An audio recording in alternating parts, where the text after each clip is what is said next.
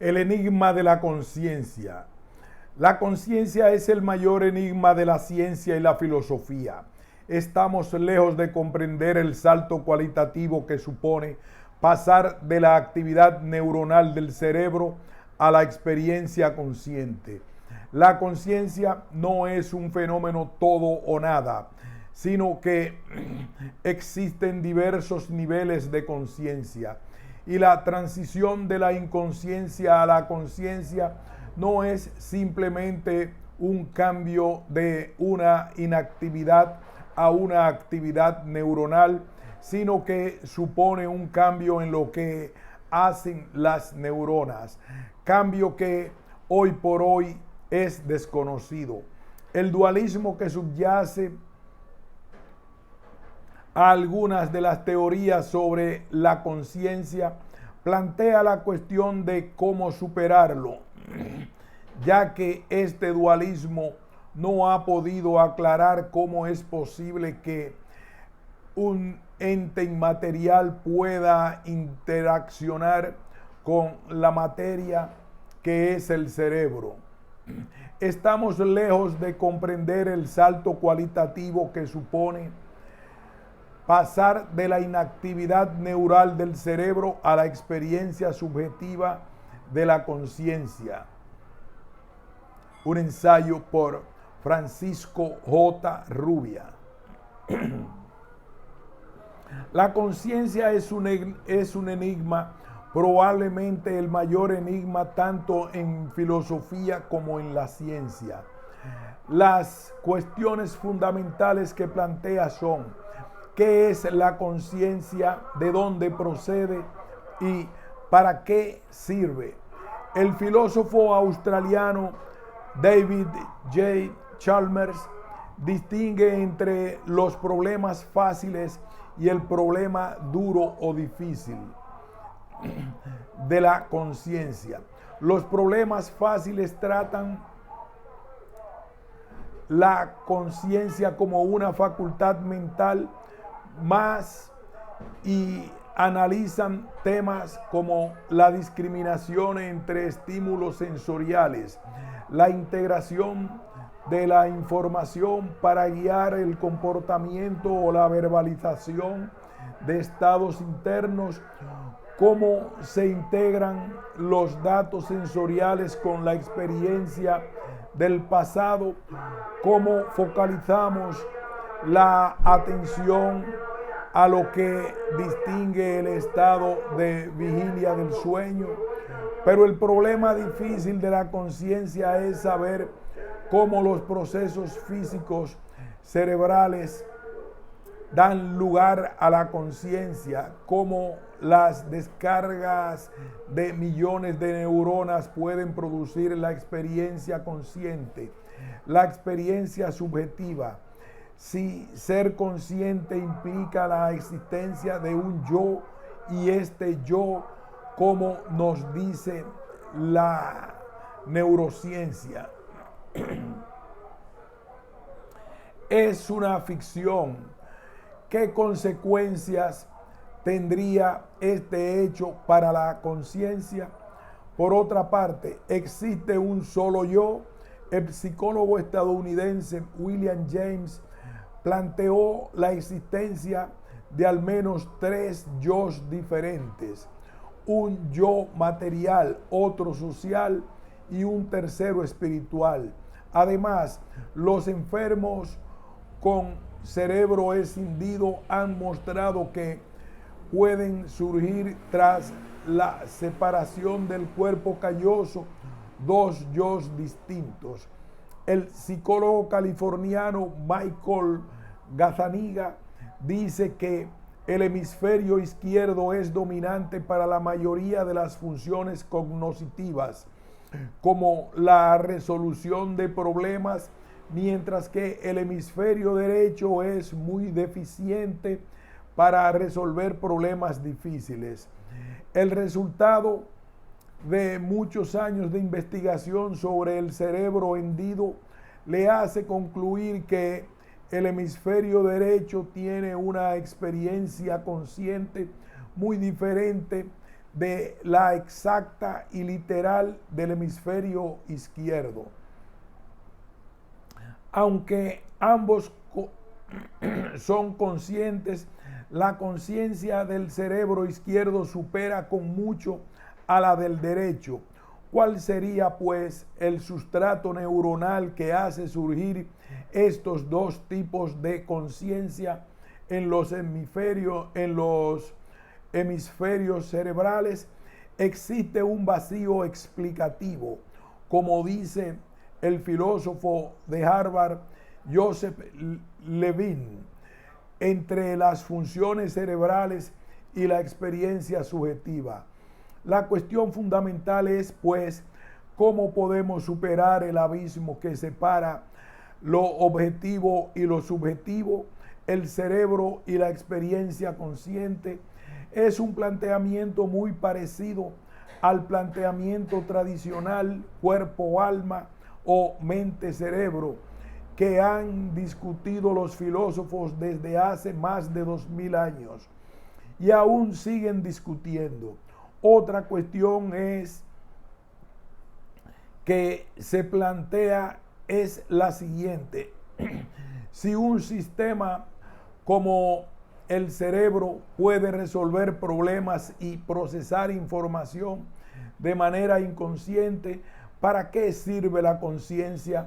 Algunos filósofos afirman que cuando comprendamos suficientemente bien el funcionamiento del cerebro, el concepto de conciencia se disipará del mismo modo que se disipó el concepto de flogisto una vez que se comprendió el proceso de la oxidación. El flogisto era un hipotético constituyente volátil que de todas las sustancias combustibles que, según se creía, se liberaba en forma de llama durante la combustión. Sin Charles Sherrington, Premio Nobel de Medicina y Fisiología del año 1932, era de la opinión que la conciencia era científicamente inexplicable. Y el psicólogo Steven Pinker de la Universidad de Harvard piensa que podamos entender la mayoría de los detalles de cómo funciona la mente, pero la conciencia puede permanecer oculta. También el filósofo británico Colin McGinn opina que el problema es demasiado difícil para nuestras mentes limitadas, añadiendo que estamos cerrados cognitivamente ante ese problema. Afortunadamente, no todos los científicos y filósofos piensan lo mismo. La conciencia es un concepto que entendemos intuitivamente, pero que es difícil o imposible de describir adecuadamente en palabras. Se puede decir que conciencia es el estado subjetivo de apercibir algo, sea dentro o fuera de nosotros mismos. No existe ninguna definición consensuada de la conciencia, pero conciencia significa experiencia subjetiva, o sea, lo opuesto a objetividad. En algunos escritos, la conciencia es considerada sinónimo de mente, pero la mente incluye procesos mentales inconscientes y puede definirse como el funcionamiento del cerebro para procesar información y controlar la acción de manera flexible y adaptativa. La conciencia tiene contenidos, pero aunque pueda tener una enorme variedad de contenidos, no puede tener muchos al mismo tiempo. La conciencia no es un fenómeno pasivo como respuesta a estímulos, sino un proceso activo de interpretación y construcción de datos externos y de la memoria, relacionándolos entre sí. Se ha equiparado la conciencia a la vigilia, pero Estar despierto no es lo mismo que ser consciente de algo en el sentido de apercibirse de algo. En el sueño podemos apercibir imágenes mentales, visuales o auditivas. Los actos voluntarios y la toma de decisiones son aspectos importantes de la experiencia consciente. Por ello, uno de los significados más comunes de conciencia es que es un sistema de control ejecutivo que supervisa y coordina las actividades del organismo. Para el profesor de psicología de la Universidad de Princeton, Philip Johnson Laird, el cerebro es un sistema organizado jerárquicamente que procesa información, el paralelo y cuyo nivel más alto que controla la conducta corresponde a la conciencia, aunque interacciona con varios subsistemas inconscientes. Se ha considerado a la conciencia íntimamente relacionada con la memoria operativa, la atención y el procesamiento controlado.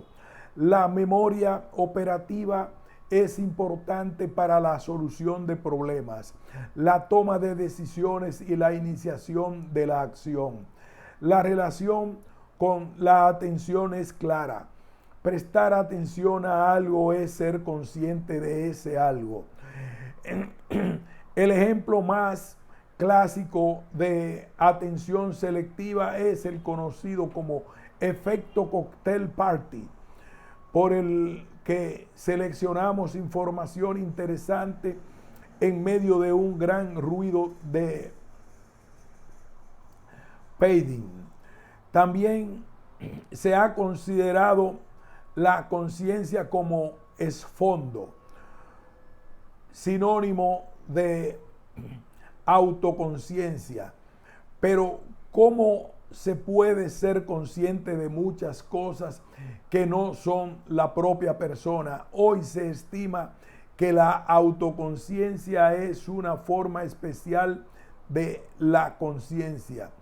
Todo el mundo sabe lo que es conciencia, dice el fallecido premio Nobel Francis Crick y su colaborador alemán Christoph Koch.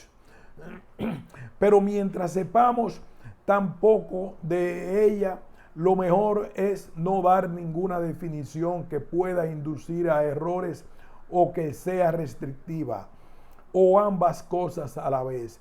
En la bibliografía anglosajona se utilizan dos palabras distintas que en español se suelen traducir por conciencia. La primera es awareness, que yo traduzco por percepción. La segunda es consciousness, que se traduce por conciencia. Esta diferenciación es importante ya que existe la expresión en inglés unconscious awareness, que se traduciría por apercepción inconsciente, lo que sería imposible si la palabra awareness se tradujese por conciencia, como suele hacerse. Algunos autores definen la apercepción como un estado en el que tenemos acceso a cierta información que puede usarse para controlar la conducta. La conciencia está siempre acompañada de apercepción, pero la apercepción no tiene por qué estar acompañada por conciencia. Se puede distinguir dos tipos de conciencia. La conciencia primaria, que es la experiencia directa de percepciones, sensaciones, pensamientos y contenidos de la memoria, así como imágenes en sueños y sueños diurnos. La conciencia reflexiva es la experiencia consciente per se. Este tipo de conciencia es necesario para la autoconciencia, que implica darse cuenta de ser un individuo único, separado de los demás, con una historia y un futuro personales. La conciencia reflexiva incluye el proceso de integración, o sea, de observar la propia mente y sus funciones. Con otras palabras, conocer que se conoce. Con la historia y el futuro personales. La conciencia reflexiva incluye el proceso de integración, o sea, observar la propia mente y sus funciones. Con otras palabras, conocer que se conoce. En realidad, la experiencia consciente en el humano adulto normal implica tanto la conciencia primaria como la conciencia reflexiva. Características de la conciencia. William James, padre de la psicología norteamericana, en sus principios de psicología, describió 5 características de alto nivel de la conciencia que aún siguen vigentes. Son las siguientes: subjetividad. Todos los pensamientos son subjetivos, pertenecen a un individuo y solo son conocidos por ese individuo. Continuidad. James utilizó siempre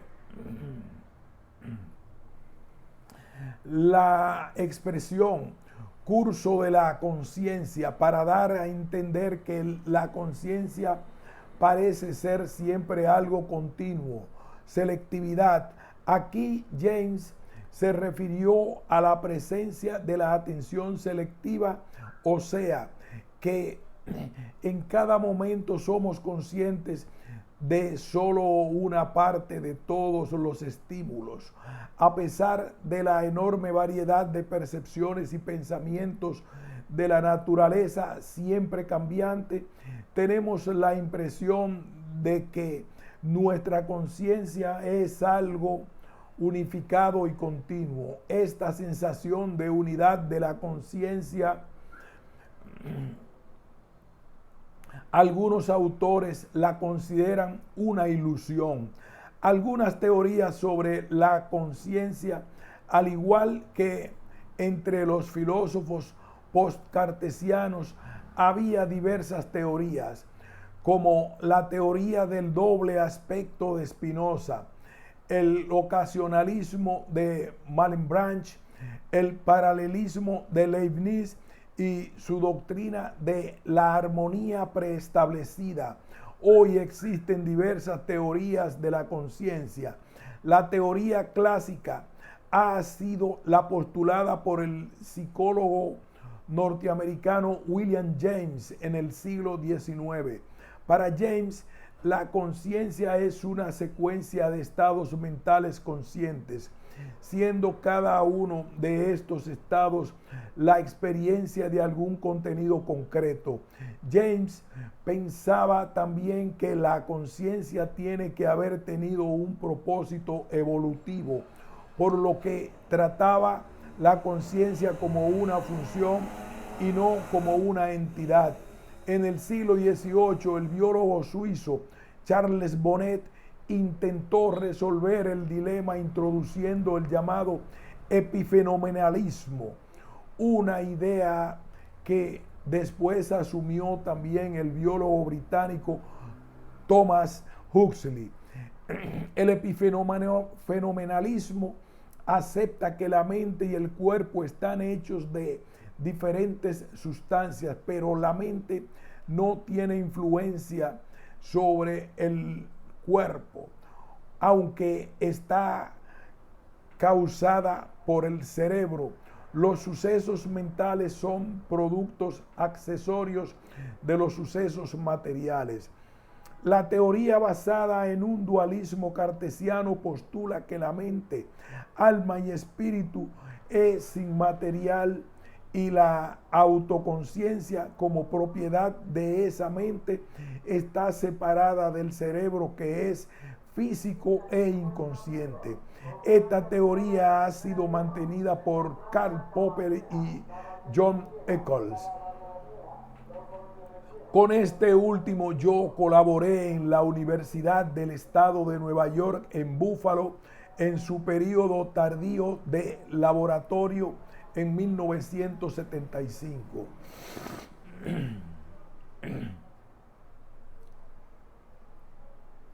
Esta teoría ha sido mantenida por Karl Popper y John Eccles. Con este último yo colaboré en la Universidad del Estado de Nueva York en Buffalo en su periodo tardío de laboratorio en 1975. El problema que plantea esta teoría es que no explica cómo se produce la experiencia subjetiva, ni tampoco cómo funciona la interacción entre un ente inmaterial y otro material. Y Roger Penrose, que supone que los microtúbulos que se encuentran en toda célula nerviosa están designados para permitir la coherencia cuántica y las conexiones cuánticas en todo el cerebro. La dificultad es que no explica cómo surge la experiencia subjetiva, por lo que muchos autores concluyen que la teoría cuántica de la conciencia sustituye un misterio por otro. Penrose es también de la opinión que el fenómeno de la vida mental requiere un conocimiento de la física que aún no tenemos. Superveniencia.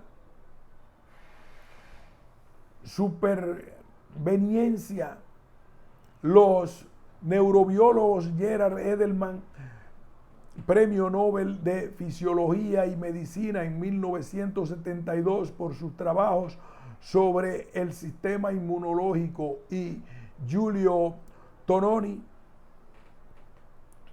proponen que la conciencia emerge cuando grandes grupos de neuronas forman un núcleo dinámico en el cerebro con conexiones que forman bucles entre la corteza y el tálamo. A estas conexiones Edelman les llama mapas de reentrada, parecido a lo que el psicólogo británico Nicholas Humphrey denomina bucles de realimentación reverberantes sensoriales. La idea en ambos es que el cerebro se refiere a sí mismo y esto es lo que desencadena la conciencia. La alternativa al dualismo es el monismo, que plantea que el cuerpo y la mente están hechos de la misma sustancia. Los idealistas piensan que todo es mental, los materialistas que todo es material. El filósofo Spinoza pensaba que solo existía una sustancia y que la sustancia tenía dos propiedades, que era consciente y que tenía extensión.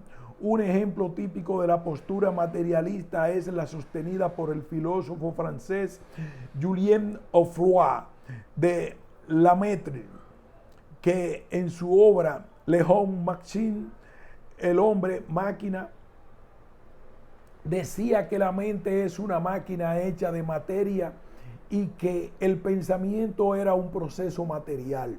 Y el filósofo británico Bertrand Russell pensaba que lo mental y lo físico son diferentes formas de conocer la misma cosa. La primera por la conciencia y la segunda por los sentidos. La conciencia nos da un conocimiento directo, inmediato de lo que hay en el cerebro, mientras que los sentidos pueden observar, posiblemente ayudado por instrumentos, lo que hay en el cerebro. La conciencia es básicamente otro sentido, un sentido que en vez de percibir colores, olores o sonidos, percibe la verdadera naturaleza del cerebro. Dudas sobre lo mental. El materialismo eliminativo es la doctrina que postula que los estados mentales no existen, o al menos que la terminología es equivocada y debería abandonarse. Tanto el filósofo alemán Paul Feyerabend como el filósofo norteamericano Richard Rorty niegan la existencia de lo mental. Lo mental no es más que un mito, y el neurocientífico norteamericano Paul Chorland dice que lo mental es el sujeto de la psicología popular, y la psicología popular no es una ciencia. Adscribimos estados mentales a los individuos, pero en realidad solo existen procesos cerebrales. El filósofo estadounidense John Searle piensa que la conciencia no puede reducirse a los procesos neuronales que la causan, pero que la conciencia es una característica biológica del cerebro. Searle ataca tanto al dualismo como al materialismo, diciendo que la división del mundo en materia y mente es arbitraria y contraproducente. En su opinión, tenemos que tener en cuenta que la conciencia está causada por procesos cerebrales, pero no puede ser reducida a esos procesos porque es un fenómeno de primera persona o subjetivo, mientras que los procesos cerebrales son fenómenos de tercera persona, es decir, objetivos. El psicólogo norteamericano Julian Jaynes estudió los documentos históricos, arqueológicos y biológicos de civilizaciones antiguas, llegando a la conclusión de que hace unos 3000 años los humanos no tenían aún conciencia, dependían aún como otros animales primates de reacciones aprendidas.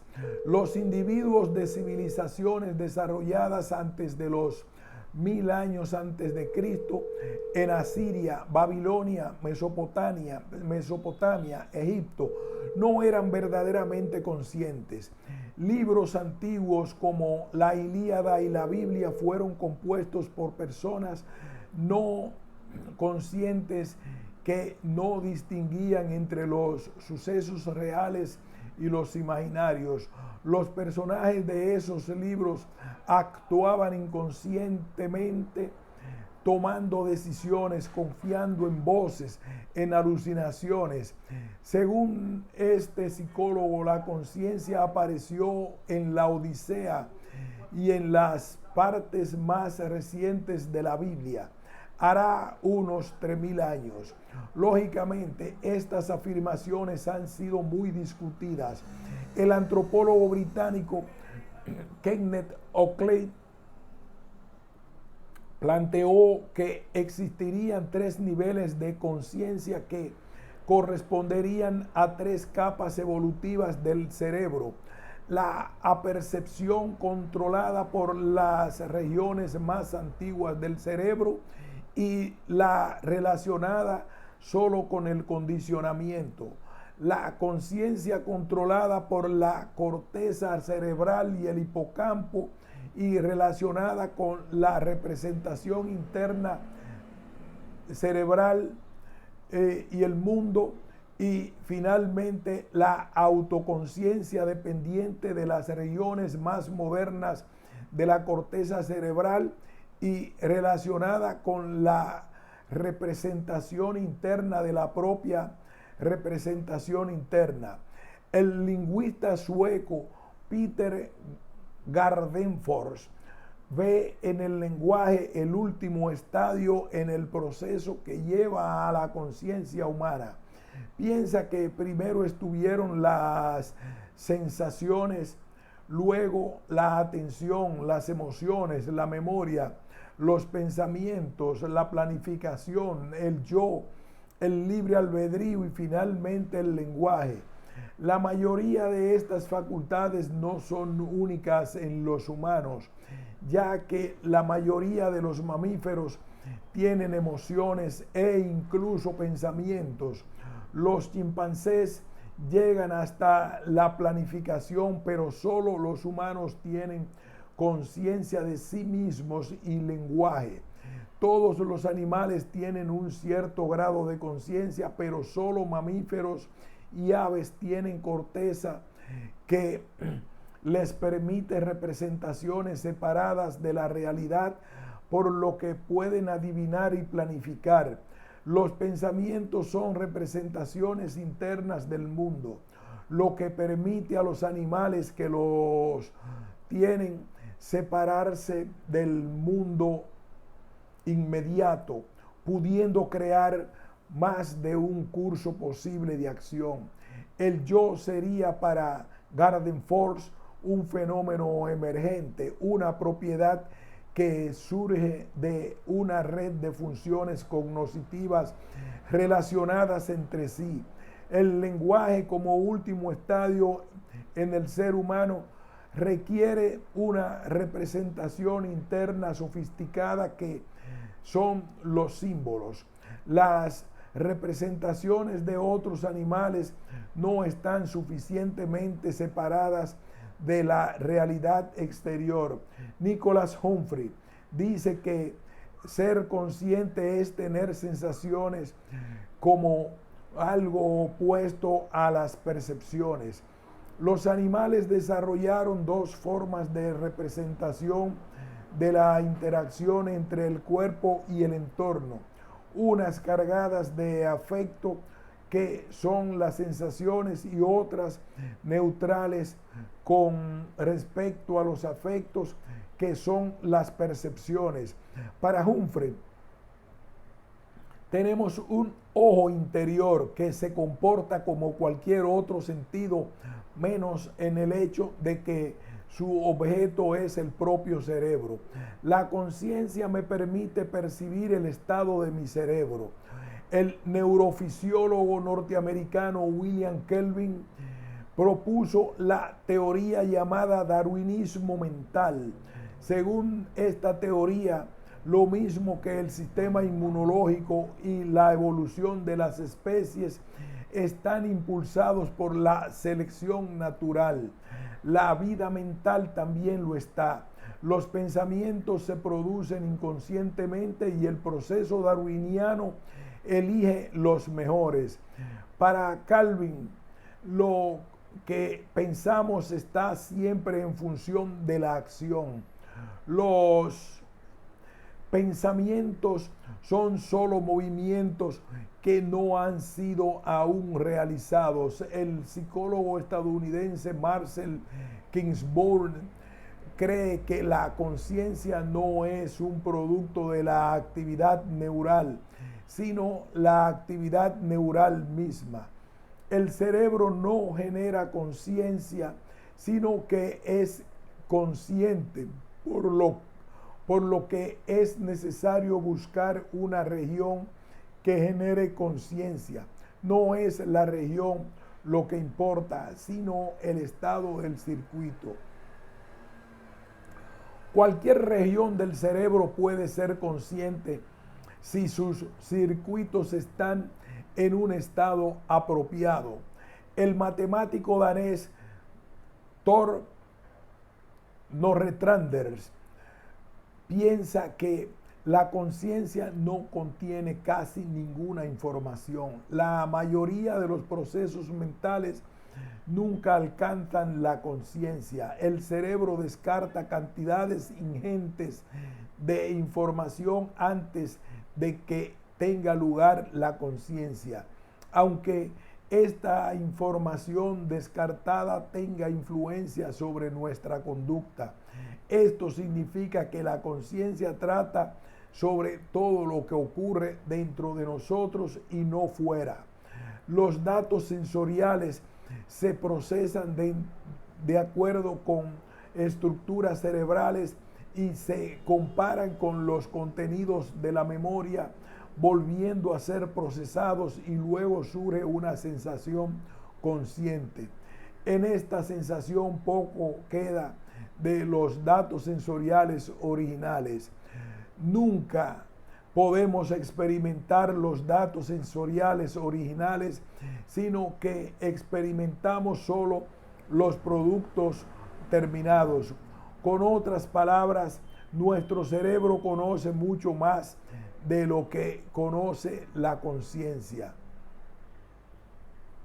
Con esto no agotamos todas las teorías existentes sobre la conciencia, pero he elegido las que me parecieron más relevantes. Como vemos, hay opiniones para todos los gustos. Cómo surge la conciencia en un individuo y cómo surgió en la evolución. Todos creemos que los humanos no nacen con conciencia y que la vida como fenómeno natural no fue originalmente consciente. Existe pues un problema ontogenético de cuando surge la conciencia en un individuo y un problema filogenético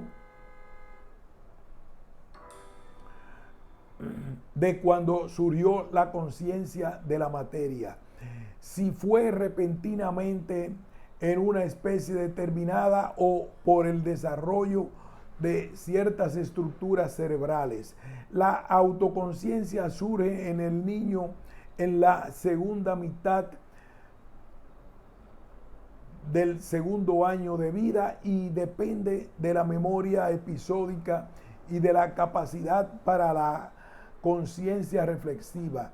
Ya mencionamos que el psicólogo norteamericano Julian Jaynes piensa que surgió muy recientemente en el ser humano, en la época homérica.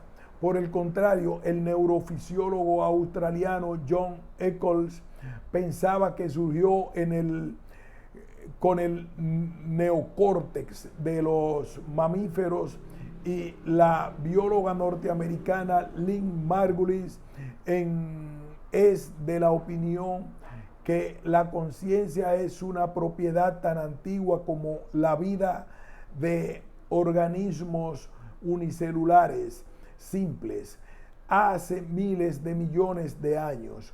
Otros científicos piensan que la conciencia surgió por la necesidad de comunicación con otros individuos, es decir, que fue cercana al lenguaje. El filósofo austríaco Karl Popper decía que la conciencia emerge con el lenguaje tanto ontogenética como filogenéticamente. El psicólogo británico Nicholas Humphrey coincide con la opinión de que la función de la conciencia es la de interacción social con otras conciencias. La conciencia aporta a los humanos un modelo explicativo de su propia conducta y esta facultad es útil para la supervivencia. Con otras palabras, los mejores psicólogos son los que mejor sobreviven. Al entender la propia mente, entienden también la mente de los demás y eso supone una ventaja evolutiva importante. Sin embargo, la conciencia difícilmente contribuye a la supervivencia. Muchas veces nos deprimimos cuando pensamos en cosas futuras como la vejez o la muerte. La conciencia muy a menudo resulta en una menor determinación y perseverancia. Visto así, no parece que sea el producto de una evolución darwiniana, porque realmente lo que hace es debilitar nuestro sistema de supervivencia en estos casos. El lingüista estadounidense Merlin Donald planteó que la mente moderna con pensamiento simbólico surgió de una forma de inteligencia no simbólica por absorción gradual de sistemas nuevos de representación. La mente humana se desarrolló en 4 estadios que coinciden en los estadios de crecimiento cognitivo en humanos modernos. Los homínidos más antiguos los homínidos más antiguos estaban limitados a representaciones episódicas del conocimiento. La memoria episódica era útil para aprender asociaciones, estímulo, respuesta, pero no podía recuperar memorias independientemente de las señales del entorno. Es decir, no podía pensar. Estos seres episódicos vivían sus vidas totalmente en el presente. El Homo erectus desarrolló un sistema mimético de representación. La mente podía recuperar memorias independientemente del entorno y era capaz de redescubrir la experiencia. La mente tiene una representación del mundo y es capaz de adaptarse continuamente a los nuevos conocimientos. Estas representaciones permitían al individuo comunicar sus intenciones y deseos. En este estadio existía una especie de memoria colectiva. En el tercer estadio, el Homo sapiens adquirió el lenguaje y, por consiguiente, la capacidad de construir relatos y formar mitos que representan modelos integrados del mundo por los que individuos podían generalizar y predecir acontecimientos. El lenguaje permitió contar historias en grupo.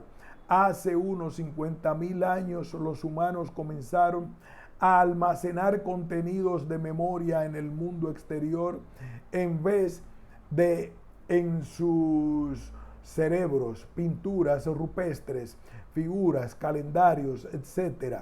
Finalmente, con la escritura, hará unos 10.000 años, los humanos modernos alcanzaron capacidades representativas,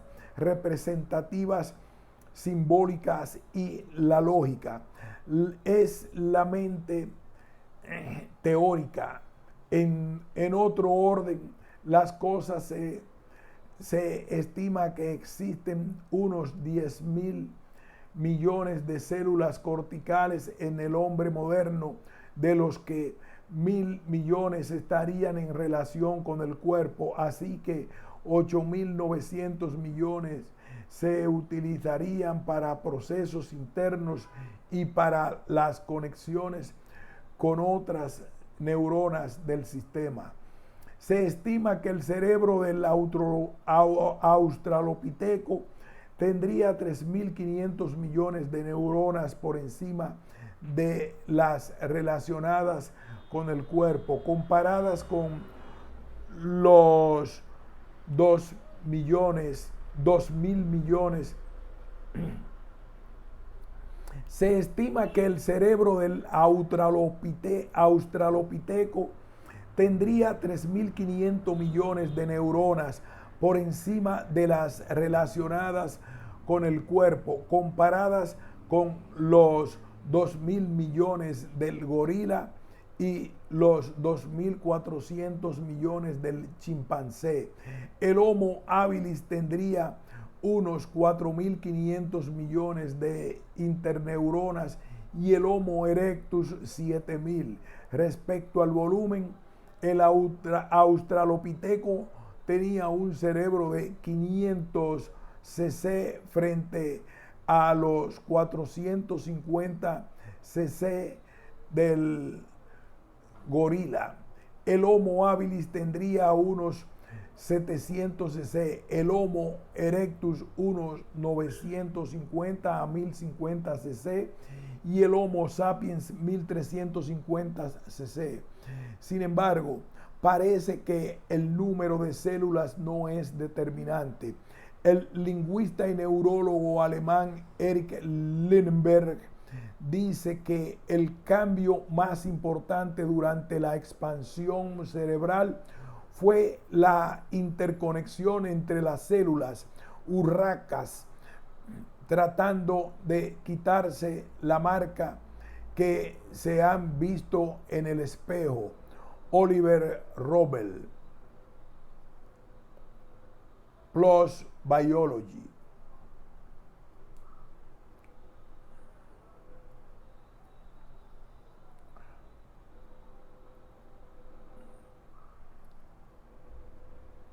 Tratando de quitarse la marca que se ha visto en el espejo, Oliver Robbel. Aparte de nuestras experiencias cotidianas, existen informes procedentes de estadios cognitivos que sugieren que los seres humanos no somos los únicos animales que tienen conciencia. Quizás seamos los únicos que somos conscientes de que somos conscientes.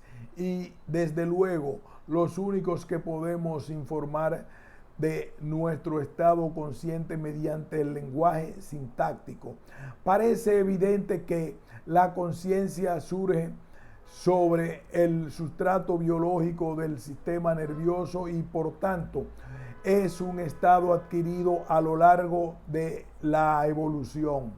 Se suele distinguir entre una conciencia sensorial, llamada también conciencia primaria, probablemente común a muchos animales, y una conciencia llamada metacognición o conciencia de nivel superior, única en el hombre. Desde luego, si reconocerse en un espejo es señal de autoconciencia, las ballenas, los delfines, los elefantes, los chimpancés, los gorilas, los orangutanes y los tamarinos poseen autoconciencia. A favor de la presencia de conciencia en los mamíferos está el hecho de que todos poseen un sistema tálamo-cortical altamente desarrollado. Informes sobre rendimientos considerables de la memoria en algunas aves, el aprendizaje vocal y la reproducción de lo aprendido, así como la discriminación en tareas difíciles, hace pensar que la conciencia surge en las aves probablemente de manera independiente de los mamíferos. En la solución de problemas que parecen requerir habilidades cognitivas de alto nivel, destacan también los cuervos, que son capaces de utilizar herramientas de distinto tamaño y longitud de acuerdo con la dificultad de la tarea para obtener alimentos. Se ha llegado incluso a plantear niveles muy simples de conciencia en cefalópodos, tales como los pulpos y las sepias, a los que se le reconoce una capacidad cognitiva muy elevada en la discriminación de objetos, en atención y en memoria. ¿Cuándo surge pues la conciencia? El problema cuando intentamos saber si otros animales son conscientes es que los organismos no humanos no pueden hablar. Estamos convencidos de que pueden sentir placer y dolor, pero no podemos saber si son conscientes de esos sentimientos. Entre los humanos, también los niños pequeños no pueden hablar, aunque también estamos convencidos de que pueden tener sentimientos como nosotros. No obstante, ha habido controversia sobre si los bebés son capaces de sentir como los adultos. La circuncisión suele realizarse sin anestesia y generalmente a los bebés se les prescriben dosis postoperativas de analgésicos inferiores a las que se utilizan para el adulto.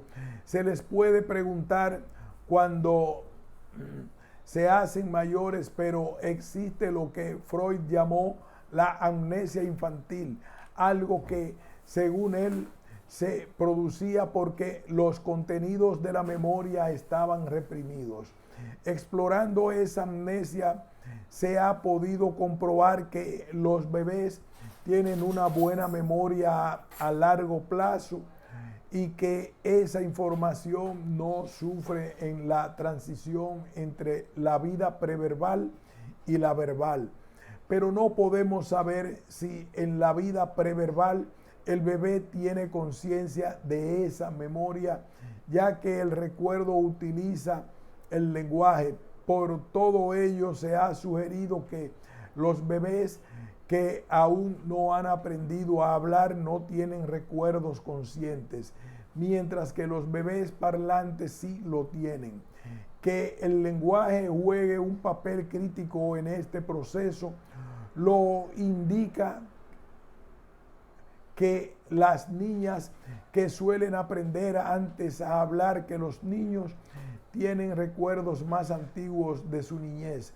Se ha propuesto la existencia de dos tipos de memoria. El primer sistema operaría a lo largo de toda la vida y no puede accederse a él intencionalmente. El segundo sistema dependería del lenguaje y puede accederse a él intencionalmente. Otros autores han planteado que la memoria autobiográfica se desarrolla cuando lo hace el concepto del yo o del sí mismo. Los niños comienzan a utilizar la palabra yo y mí poco antes de los 2 años de edad y tú 1 o 2 meses después.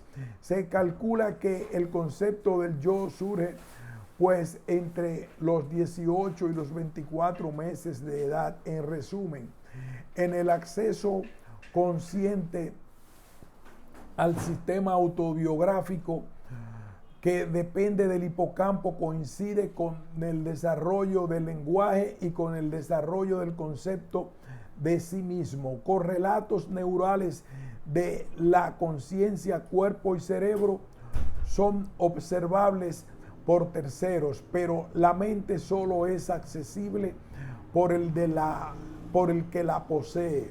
Los pesimistas niegan la posibilidad de salvar esa distancia. Solo podremos describir los correlatos de estados mentales, pero no cómo esos correlatos generan la conciencia, el sentido del yo. Otros argumentan que es absurdo llevar a cabo una investigación sobre la mente, que es el instrumento que se emplea en la búsqueda de la solución del problema. Algunos científicos han abordado la prometedora tarea de buscar los correlatos neuronales específicos de la conciencia.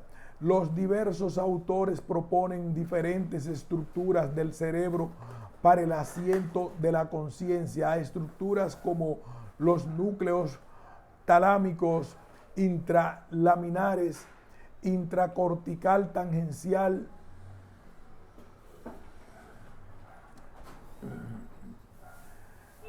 el núcleo reticular, la formación reticular mesencefálica, la red intracortical tangencial de las capas 1 y 2 y los bucles tálamo-corticales.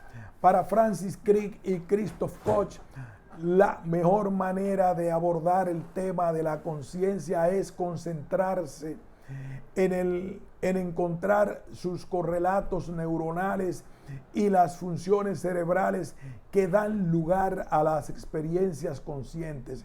Edelman y Tononi piensan que el sustrato neuronal de la conciencia comprende grandes poblaciones de neuronas, en especial las del sistema tálamo-cortical, que se encuentran ampliamente distribuidas por todo el cerebro.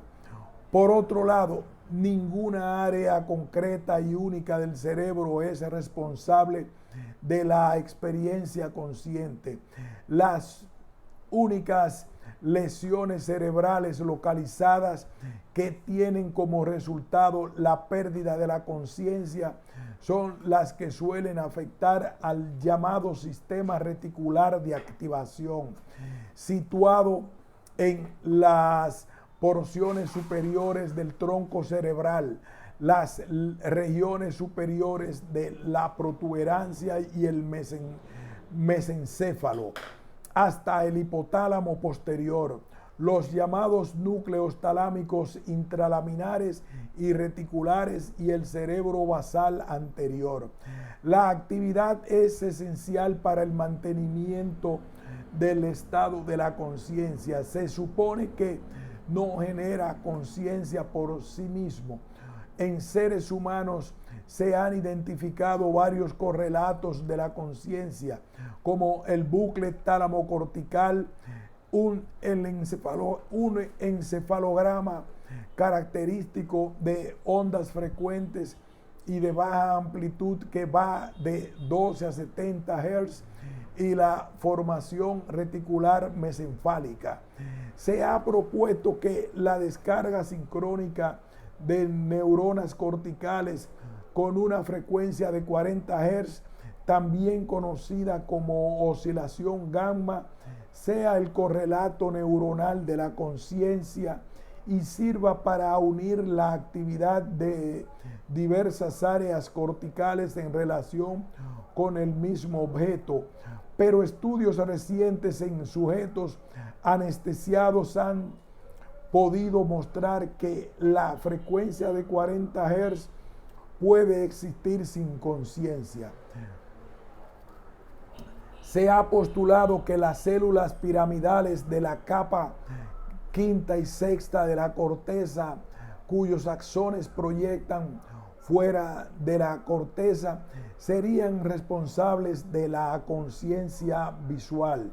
Los neurocientíficos británicos Carl Friston y Richard Van Crowayck mostraron que las áreas que disminuyeron su actividad cuando una actividad motriz es aprendida son la corteza prefrontal y el área motriz suplementaria, lo que puede indicar que estas regiones cerebrales están implicadas en la producción de conciencia. La corteza prefrontal se sabe que está implicada en la toma de decisiones y el AMS es uno de los lugares implicados en la iniciación de la acción. Las regiones que participan en el control inconsciente de la actividad motriz son probablemente la corteza parietal posterior y el cerebelo. Es sorprendente la cantidad de corteza cerebral que puede perderse sin que el individuo pierda la conciencia. El neurocirujano norteamericano Joseph Bogen tenía 2 pacientes que tras una operación habían conservado solo el hemisferio derecho. Perdieron las funciones sensoriales y motoras de la parte derecha del cuerpo y casi toda la capacidad de hablar, pero los sujetos estaban conscientes y respondían apropiadamente a los estímulos. Conciencia ocasional. El nivel de conciencia se regula por el sistema activador reticular ascendente, descubierto por Moruzi y Magón en 1949, que es la formación reticular que se extiende por el bulbo, la protuberancia y el mesencéfalo. Las neuronas necesitan mantener un nivel de activación determinado. La formación reticular actúa no solo modificando el nivel de actividad, sino también modulando las entradas y salidas, sobre todo las que salen de la médula espinal. Podemos modular los niveles de la conciencia alterando la actividad de la formación reticular, probablemente desde la corteza prefrontal. Estas estructuras son necesarias, pero no suficientes para la conciencia. Se necesita también la actividad de neuronas corticales. El núcleo reticular del tálamo funciona como un interruptor para la conciencia. Cuando el nivel de activación del tronco del encéfalo disminuye, los circuitos tálamo-corticales comienzan a oscilar. Este ritmo sincrónico contribuye a la pérdida global de conciencia, como ocurre en el sueño no REM. En el electroencefalograma se ven los usos característicos del sueño y las ondas lentas. En este fenómeno se le ha llamado sincronización del electroencefalograma. 4 neurotransmisores juegan un papel en la función cerebral.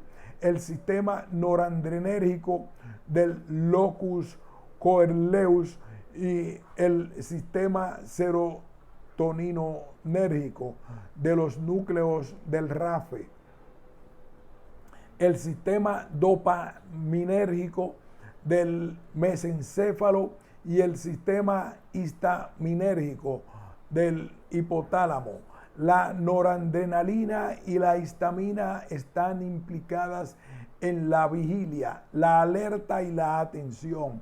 La serotonina en frenar la acción, dopamina apoyando y facilitando el movimiento, la emoción positiva y el pensamiento. En la visión hay una vía que va desde la retina a la corteza visual primaria, pasando por el núcleo geniculado lateral. Esa vía no implica conciencia. En la corteza visual primaria, la información se dirige luego a las áreas corticales donde está representado el movimiento y a otras donde se representa el color. De ahí pasa la información a células que reconocen los objetos en la corteza asociativa temporal inferior, donde la información se hace consciente. La cuestión es cómo se explica que unas descargas neuronales de una región asociativa de la corteza pueda ir acompañadas de conciencia y otras no. Gerald Edelman piensa que esa pregunta puede contestarse con lo que él llama darwinismo neural, que trata sobre la cooperación y competición entre grandes grupos de neuronas. Las que salen triunfantes de esta competición serían las que van acompañadas de conciencia. A esto Edelman le llamó la hipótesis del núcleo dinámico. Se sabe asimismo que la vía visual dorsal, que va desde el área visual primaria hacia la corteza asociativa parietal, también llamada la vía del donde, que es capaz de localizar los objetos en el espacio, es inconsciente, mientras que la vía ventral, que se dirige a las áreas asociativas temporales, llamada vía del que, es consciente. Las proyecciones de la corteza parietal a las áreas premotoras son inconscientes, mientras que las proyecciones de la corteza parietal a la corteza prefrontal están relacionadas con la conciencia. Estimular la corteza somestésica son un tren de impulsos de al menos medio segundo para producir una experiencia consciente. Libet llamó a este fenómeno la adecuación neural para la conciencia. Este hecho significa que la conciencia tiene que estar mucho más atrás en el tiempo que los sucesos del mundo real y, por tanto, tiene que ser inútil para responder a un mundo que se mueve rápidamente. La conciencia no es un fenómeno todo o nada, sino que existen diversos niveles de conciencia. Y la transición de la conciencia a la conciencia no es simplemente un cambio de una inactividad a una actividad neuronal, sino que supone un cambio en lo que hacen las neuronas, cambio que hoy por hoy es desconocido. Todos estos resultados indican que la conciencia es un producto de la actividad cerebral, pero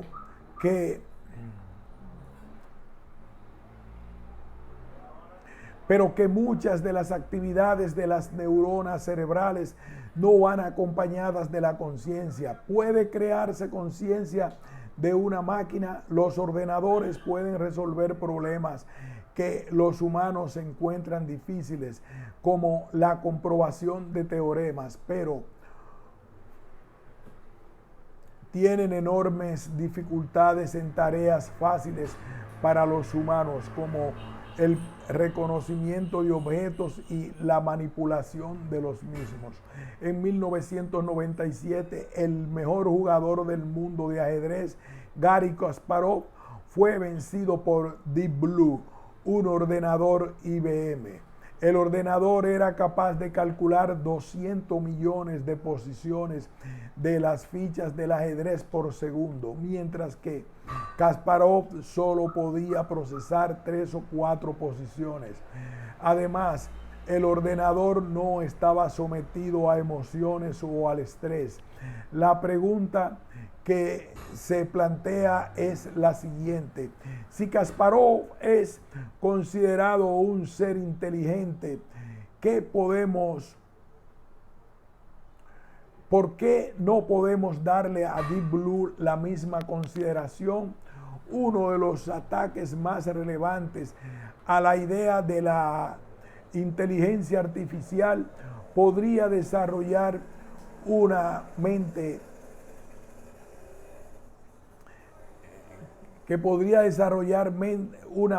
ha sido la llamada habitación china del filósofo estadounidense John Searle, un Jeden Experiment en el que una persona en una habitación recibe caracteres chinos, los procesa siguiendo una serie de reglas, saca los resultados correctos sin entender lo que significan.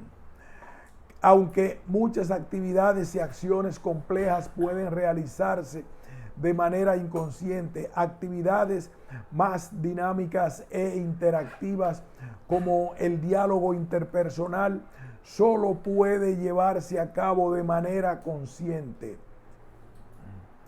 Ahora mismo el Internet, hay unidos cientos de millones de ordenadores y el ancho de banda de las conexiones crece cada año. Algunas personas afirman que si Internet sigue creciendo, llegará a un tamaño en el que inevitablemente se volverá consciente. En los últimos 50 años, la densidad de empaquetamiento de transistores en los circuitos integrados se dobla aproximadamente cada 2 años. Esta tasa de crecimiento exponencial, llamada la ley de Moore, se espera que continúe durante una década o 2, lo que supone un aumento del rendimiento y una disminución de los costes. Se ha calculado que en el 2019 un ordenador típico de mesa tendrá la capacidad del cerebro humano y costará solo unos $1,000. Y se calcula que en el año 2029 se podrá construir una máquina que pase el test de Turing. En 1950, Alan Turing planteó la respuesta a la pregunta: en 1950, Alan Turing planteó la respuesta a la pregunta: ¿pueden pensar las máquinas? El test de Turing para que una máquina genere conciencia. Conclusiones.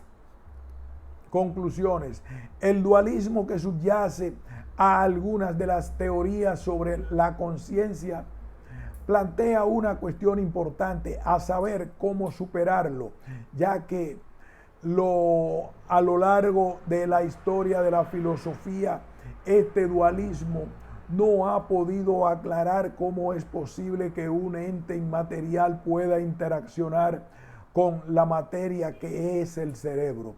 Por tanto, entiendo que la superación de esta visión dualista ha ayudado mucho a la neurociencia para plantearse el estudio de las funciones mentales, considerando estas como el producto de la actividad cerebral. Ahora bien, la cuestión no es tan fácil, ya que considero imposible liberarse completamente del pensamiento o la visión dualista. Y pienso que es imposible porque supongo que esta forma de pensamiento en antinomias o antítesis podría bien ser una categoría más de nuestra mente con la que analizamos el mundo. Estoy convencido de que nuestro pensamiento lógico analista es dualista. Nos hace ver el mundo en antinomias o conceptos contrarios.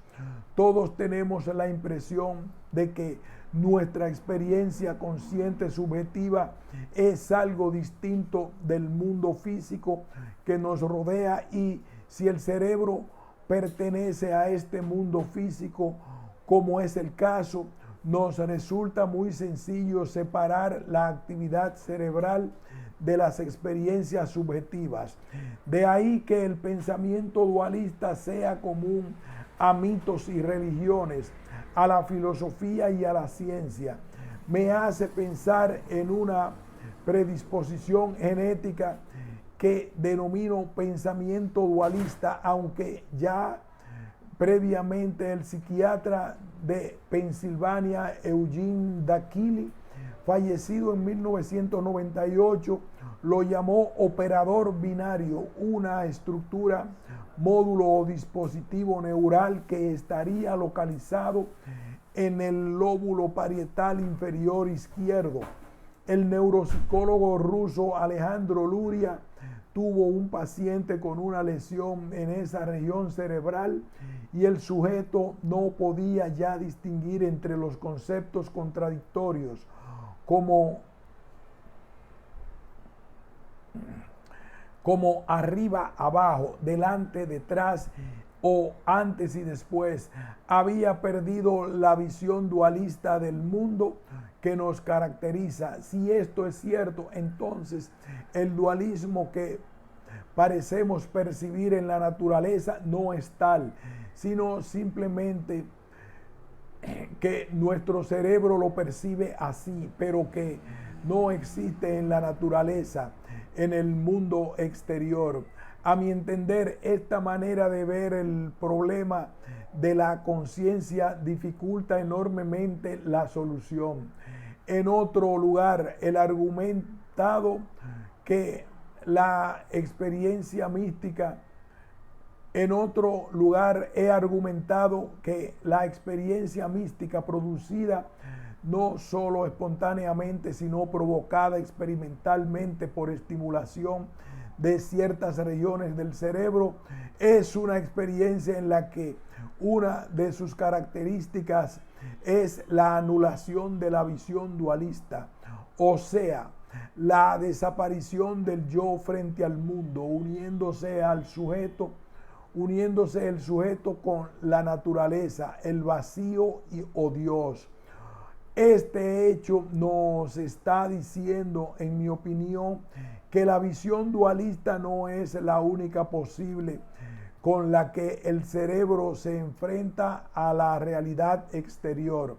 Pero también nos dice que el cerebro es capaz de generar experiencias espiritualistas, es decir, que considerar a este órgano como materia simplemente no sería correcto. Más bien habría que hablar de algo así como espiritería, o sea, la contracción de espíritu y materia. Esto quiere decir que los conceptos materialismo y espiritualismo no son otra cosa que dualismos cojos, en el sentido de que la partición dualista de una totalidad eligen solamente una parte. En cualquier caso, espero que haya quedado claro que estamos aún lejos de comprender el salto cualitativo que supone pasar de la actividad neuronal del cerebro a la experiencia subjetiva de la conciencia. Aquellos que opinan que este es un enigma insoluble y que nunca llegaremos a encontrar una solución, deberían considerar los enormes avances que ha experimentado la neurociencia, sobre todo en la segunda mitad del siglo pasado, y deberían asimismo pensar que en la ciencia la palabra nunca no debe utilizarse. Por mi parte, considero que es posible que sea el resultado de una visión dualista que habría que superar. Conferencia pronunciada por el profesor F.G. Rubia en la Real Academia Nacional de Medicina el 12 de enero de 2010 con motivo de la inauguración del curso académico. Este texto se publicó originalmente en el blog del autor en Tendencias 21. Francisco J. Rubia Vila es catedrático de la Facultad de Medicina de la Universidad Complutense de Madrid y también lo fue de la Universidad Ludwig Maximilian de Múnich, así como consejero científico de dicha universidad. Fin de este ensayo.